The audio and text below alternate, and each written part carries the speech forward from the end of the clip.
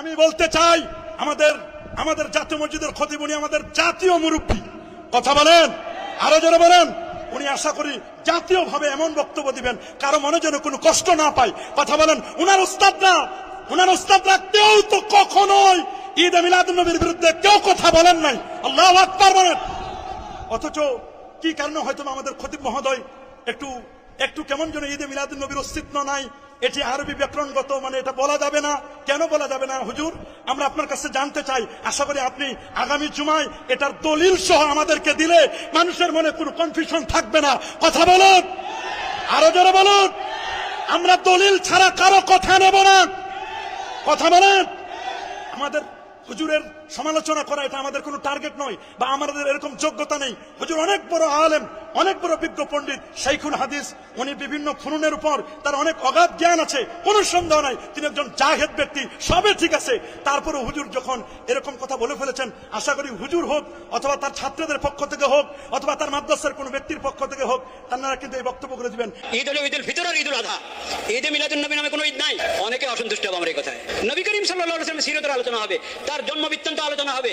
সেই আলোচনার জন্য ঈদে মিলাদুন নবীর নাম দেওয়া, তার জন্মদিনকে ঈদ বানানো, এটা তোমার ইচ্ছা, তুমি নিজের ইচ্ছা মতো বানাবা ঈদ। এরকম বলা আমার মনে হয় আরেকটু পড়াশোনা করা দরকার। এই জন্য কবি নামাজ বলে দিয়েছেন। আল্লাহু আকবার বলেন। ফাকুল লিমান ইয়াদাই ফিল ইলমি ফালসাফাতান, ফাকুল লিমান ইয়াদাই ফিল ইলমি ফালসাফাতান হাফিজতা শাইয়ান ওয়া গাবাত আনকাল আশিয়া।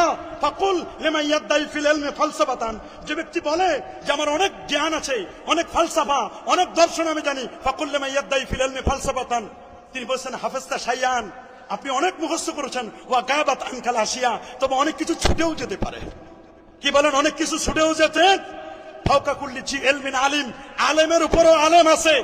যখন উসুনে হান্নানাকে উঠাই বানানো হলো, মিম্বার বানানো হলো, 33 জন সাহাবী, বুখারীর রাবী, তারা বর্ণনা করছেন আমার রাসূল যখন মিম্বারে দাঁড়িয়ে খুতবা দিচ্ছিলেন, তখন শুকনো খেজুরের ডাল হাউমাউ করে কান্না শুরু করে দিল। নবীর ভালোবাসা শুকনো খেজুরের ডাল বুঝেছে, কিন্তু অনেক বড় হুজুর বুঝতে পারে নাই। কথা বলেন, আরো জোরে বলেন। অনেক বড় হযরত আল্লামাতুদ্দাহার উলুম, বিভিন্ন ফুনুনের উপর অনেক জ্ঞান আছে। উসুনে হান্নানা, শুকনো খেজুরের ডাল, নবীর শান, নবীর মান, নবীর ইজ্জত, নবীর তাজিম তারা বুঝলো।